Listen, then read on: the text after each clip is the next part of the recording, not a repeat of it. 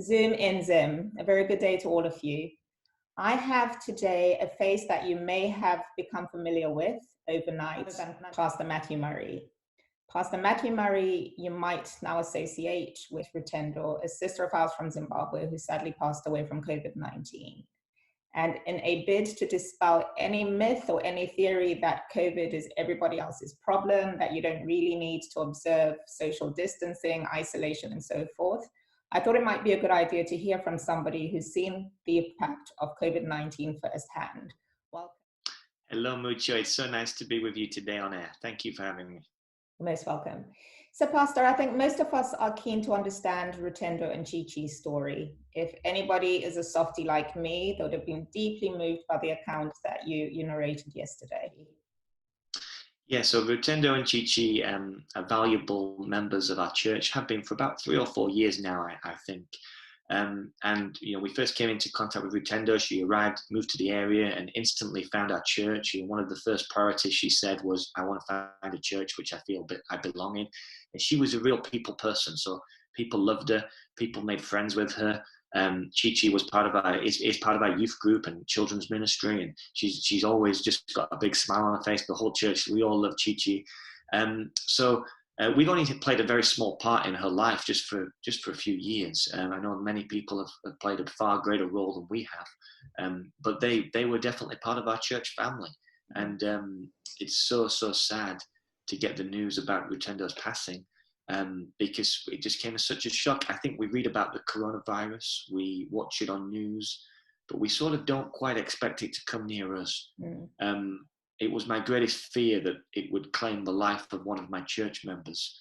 And here we are now talking about it. So it's very, very sad. We've had an emotional few days, especially with Rutendo being so young. She was only 45 years old. So we're heartbroken, we're grieving. But, you know, we're just praying that this, you know, some good can come out of this situation at least. Sure. And what's Chichi's state at the moment? We know that she's being looked after by a family friend.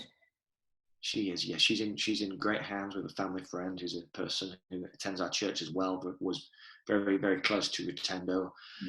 So I feel very, very happy that Chichi's in such a safe place. I went to see Chichi. I've spoken to her, and she's a remarkable young lady. She's very strong. She's very brave, and we just thank God for her life because, you know, her faith is so strong, and that's what's really getting her through this time. So she's obviously very sad, very broken, but she's doing okay. And of course, on behalf of the Zimbabwean community, I cannot thank you enough for your response. But those who may not have seen your videos and understand what efforts you've implemented to try and help Chichi, could you let us know a bit about that? So, you know, I like to use social media a lot because it's the only way we can reach people right now because we have no physical gatherings. So I've been doing lots of videos and updates. And we were doing prayer requests for Rutendo when she was sick.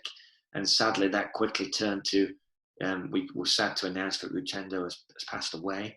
And then on the Saturday morning after she died on the Friday night, and on the Saturday morning, I just came down into my study where I am now and just gave a video blog, went live on Facebook. And I intended just to do a short video for our church people, just informing them about the news and giving them an update. What I didn't expect was just to become so broken.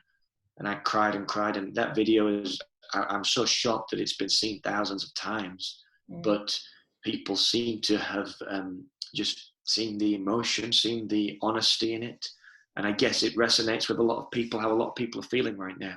So, yeah, I've been inundated with Zimbabwean people commenting and sending me messages. We've had literally thousands of people. I've made a lot of Zimbabwean friends in the last 24 hours, and I've learned how incredible and kind and generous the Zimbabwean community is.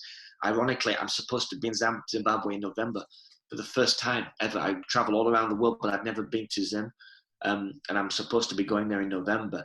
And now I want to go there even more because it just shows to me how incredible Zimbabwean people can be when they come together and rally around. There's a great community and family spirit in Zimbabweans, which I never knew existed. Sure. But so I know you thanked me, but I also want to thank the Zimbabwean community because you guys are special, incredible people.